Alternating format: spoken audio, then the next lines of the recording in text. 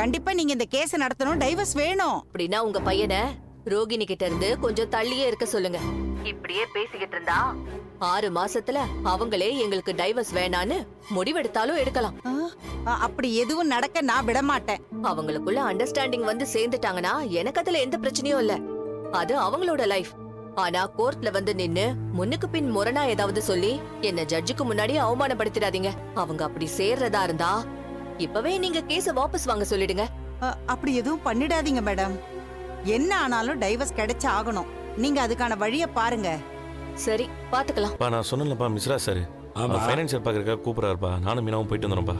சரிப்பா, ஜாக்கிரதை. போயிட்டு வரேன் சீதா. இல்ல, நீ எங்க போற? நான் கொஞ்சம் வெளியே போயிட்டு வரேங்க. ஏன் டென்ஷனா இருக்கு? ஏதாவது பிரச்சனையா? பிரச்சனையா இல்லையான்னு நான் போய் பார்த்தாதான் தெரியும். வந்து சொல்றேன். எதுக்கு இங்க வந்திருக்கீங்க? என்ன வேணும் உங்களுக்கு? பாஸ பார்க்கணும். நீங்க அவர் யாரையும் பார்க்க மாட்டாரு. ஏன் அவர் கண்ணில் ஆபரேஷன் பண்ணிருக்காரா? ஹலோ, என்ன சத்தம் போட்டுட்டு இருக்கீங்க? போலீஸுக்கு கால் பண்ணிடுவேன். மிஸ்டர், உங்க பாஸ பார்க்கணும். உங்க பாஸ் கிட்ட போய் இன்கம் டாக்ஸ் ஆபீஸ்ல இருந்து வந்திருக்கேன்னு சொல்லு. வர சொல்றேன் சார். சார், இன்கம் டாக்ஸ்ல இருந்து நான் தான். உள்ள வர வேண்டியதுதானே சார்? நீங்க 2 பேர் எதுக்கு வந்திருக்கீங்க? Mister Vigneswaran, I am Mishra, income tax department chief officer. முத்துவும் மீனாவும் என்னோட ஃப்ரெண்ட்ஸ் தான். ஃப்ரெண்ட்ஸா? அவர் சாதாரண டிரைவர், இவங்க பூ கட்டுறவங்க. ஃப்ரெண்ட்ஸுக்கு வேலை ஸ்டேட்டஸ் ஒன்னும் முக்கியம் இல்ல. நல்ல மனுஷங்களா இருந்தா மட்டும் போதும். நான் ஸ்ட்ரைட்டா விஷயத்துக்கே வரேன். இவங்க வீட்டுக்கு நோட்டீஸ் அனுப்பி சீல் வச்சிருக்கேன். யார் ரீசன்? சார், அவங்க எனக்கு 38 லட்சம் ரூபாய் பணம் தர வேண்டியது இருக்கு. அதுக்கு டைம் கொடுத்திருக்கேன் இல்ல? அவங்க 10 lakhs ஆல்ரெடி பே பண்ணிருக்காங்க. டோட்டலா அவர் பிரதர் உன்கிட்ட எவ்வளவு வாங்கியிருக்காரு? அது வந்து சார் கொஞ்சம் கணக்கு பார்க்க வேண்டியது இருக்கு. அப்போ கணக்கு பார்க்காம நீங்க அவருக்கு லோன் கொடுத்திருக்கீங்க. எல்லாம் திருட்டு கணக்கு சார். நியாயமான கணக்கா இருந்தா கேட்டதும் சொல்லிருப்பாருல்ல சார். சார் ப்ளீஸ் சொல்லுவாங்க சார், பேசிக்கலாம். மிஸ்டர் விக்னேஸ்வரன், அவங்க 2 பேரும் ஹானஸ்டானவங்க, கஷ்டப்பட்டு சம்பாதிக்கிறாங்க. அவங்க உங்களுக்கு 10 lakhs கட்டிருக்காங்க. ஆமா சார். அவங்க பேலன்ஸ் அமௌண்ட் செட்டில் பண்ணுவாங்க. நீங்க வட்டி மேல வட்டி போட்டு வாங்குறது மட்டும் இல்லாம உடனே பணம் கேட்டு நோட்டீஸ் கொடுத்து வீட்டுக்கு சீல் வச்சிருக்கீங்க. உங்க கணக்கு வழக்கெல்லாம் செக் பண்ணா உங்க ஹானஸ்டி பத்தி தெரிஞ்சிடும். ஒரே ஒரு கால் பண்ணா போதும், எங்க டிபார்ட்மெண்ட் இங்க வரும். உங்க ஆபீஸ், வீடு எல்லா இடத்துலயும் ரைட் நடக்கும். எவ்வளவு பேர்கிட்ட அதிக வட்டி வாங்குனீங்க, எவ்வளவு கவர்மெண்ட்டுக்கு கணக்கு காட்டாம டாக்ஸ் எவேஷன் பண்ணிருக்கீங்க, எல்லாமே வெளியே வரும். சார், நான் டாக்ஸ்லாம் கரெக்டா தான் சார் கட்டுறேன். எல்லாமே லீகலா தான் சார் பண்றேன். அப்புறம் ஏன்பா உனக்கு இப்படி வேர்க்குது? இங்க பாருங்க மிஸ்டர், பணத்தை இவங்க கட்டுறேன்னு சொல்லிருக்காங்கல்ல சார், அதுக்கு தான் சார் டாக்குமெண்ட்லயே சைன் வாங்கினாரு. 3 மாசம் டைம் வேற கொடுத்தாரு. டைம் இருக்கும்போது நீங்க எப்படி சார் நோட்டீஸ் அனுப்பி சீல் வைக்கலாம்? உங்களுக்கு 2 ஆப்ஷன். அவங்க வீட்டுக்கு சீல் வச்சத இன்னைக்கே கேன்சல் பண்ணணும். இல்ல உங்க கணக்கு வழக்கெல்லாம் காட்டுங்க. நான் ஒரே ஒரு கால் பண்ணா போதும், என் டீம் எல்லாரும் இங்க வருவாங்க.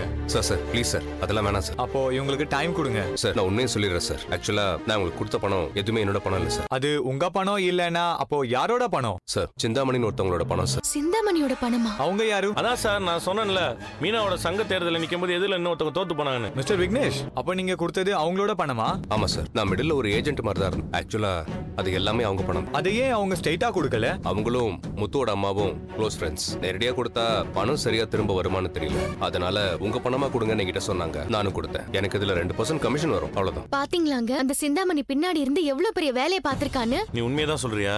ஆமா முத்து, உண்மை. அது சிந்தாமணி பணம் தான்.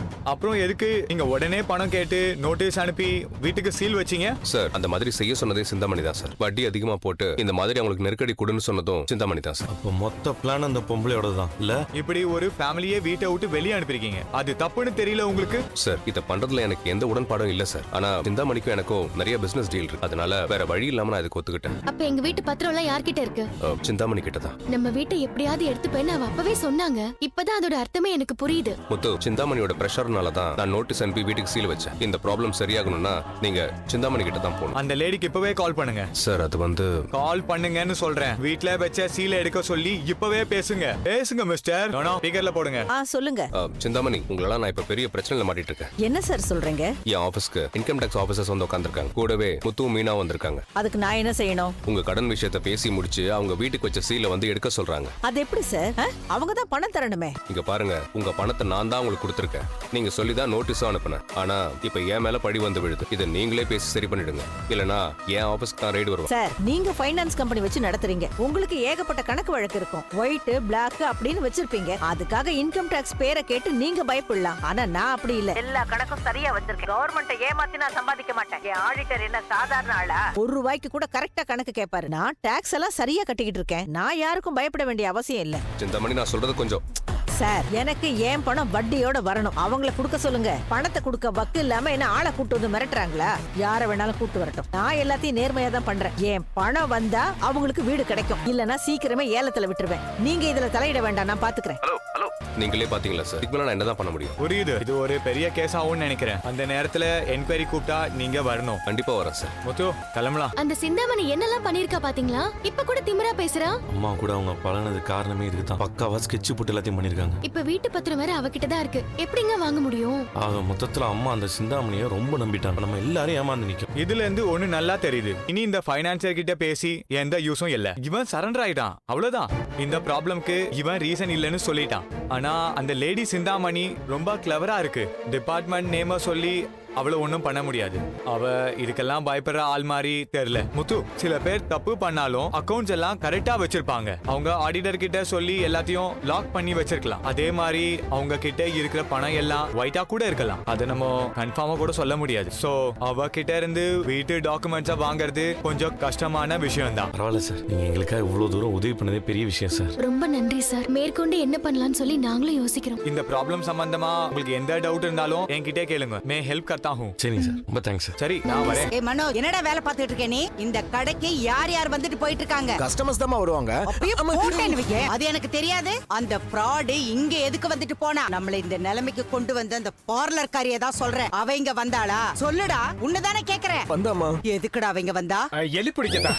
எலி தொலை ஜாஸ்தியா இருந்ததுமா, அந்த எலிய பிடிக்க தான் பூனை கொண்டு வந்தாமா. அவ எலிய பிடிக்க வந்த மாதிரி எனக்கு தெரியல. உன்னை பிடிக்க வந்த மாதிரி தான் எனக்கு தெரியுது. நம்ம கடையில எலி நிறைய இருக்குன்னு ரோஹிணி ஒரு பூனையை கொண்டு வந்தாங்க. ஆனா அந்த பூனை எலிய பிடிக்காம அது கூட ஃப்ரெண்ட் ஆயிருச்சு. பூனையும் எலியும் எப்படி ஃப்ரெண்ட் ஆகும்? அந்த ரெண்டுக்கும் தான் ஒண்ணுக்கு ஒண்ணு ஆகாது. அதுதான் மேம் விசித்திரமா இருக்கு.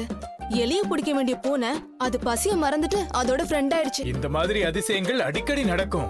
மனுஷங்க கூட ரொம்ப நாள் சண்டை போட்டுக்குவாங்க, திடீர்னு சேர்ந்துக்குவாங்க. இல்ல ப்ரோ? டேய், இனி ரோகிணி இங்க வரக்கூடாது. அவ சம்பந்தப்பட்ட எதுவும் இங்க இருக்க கூடாது. சந்தோஷ், நீ போய் அந்த பூனை எடுத்துட்டு வா. நானா? ஆமா, நீதான். பூனை எலியும் நல்ல ஃப்ரெண்ட் ஆயிட்டாங்க. இப்ப அவங்கள பிரிச்சா ஃப்ரெண்ட்ஷிப்பை பிரிச்ச பாவம் வருமேனு யோசிக்கிறேன். டேய், நீ அவங்க கூட சேர்ந்து லூஸ் மாதிரி பேசிட்டு இருக்க. மா, என்னம்மா என்ன லூசுன்னு சொல்றீங்க? நீ பண்ற வேலையெல்லாம் அப்படிதானடா இருக்கு. வர வர லூஸா தான் ஆயிட்டு இருக்க. இத பாரு, ரோகிணி சம்பந்தப்பட்ட எதுவும் இங்க இருக்க கூடாது. புரியுதா? உனக்கு அவளுக்கு கண்டிப்பா டைவர்ஸ் ஆகணும். அவ சகவாசமே வேண்டாம். அவளாலதான் நம்ம குடும்பத்துல இவ்வளவு பிரச்சனைங்க. முதல்ல அவளை கட் பண்ணி விடு. உனக்கு டைவர்ஸ் ஆனாதான் ஓ வாழ்க்கை நல்லா இருக்கும். அத புரிஞ்சுக்கிட்டு நடந்துக்க. மேடம், எப்படியோ கஷ்டப்பட்டு பூனை பிடிச்சிட்டேன். கொண்டாங்க. டேய் மனோ, இனிமே இந்த கடையில என்ன நடக்குதுன்னு நான் பாத்துக்கிட்டே இருக்கணும். அதுக்கு என்ன வழின்னு சொல்லு. மேடம், இப்போ உங்களுக்கு இங்க நடக்கிறத பார்க்கணும், அவ்வளவுதானே? அதுக்கு இந்த கடையில இருக்க சிசிடிவில உங்க மொபைல செட் பண்ணாலே பார்க்கலாம். அப்ப இங்க நடக்கிறதெல்லாம் அப்பப்ப நான் பாத்துக்கிட்டு இருக்க முடியுமா? ஆமா மேம், அதுவும் உங்க போன்ல இருந்தே பாத்துக்கலாம். இந்த கடையில நடக்கிறது, யார் வராங்க போறாங்க, என்ன பேசிக்கிறாங்க, இதுக்கு நீங்க வீட்ல இருந்து பதில் கூட சொல்லலாம். நீங்க வீட்ல இருந்தே போன்ல பார்க்கலாம் மேடம். கடையில எல்லா சைடுலயும் சிசிடிவி கேமரா இருக்கு மேடம். சரி, நீ வா, என் போன்ல செட் பண்ணி கொடு. சரி மேடம்.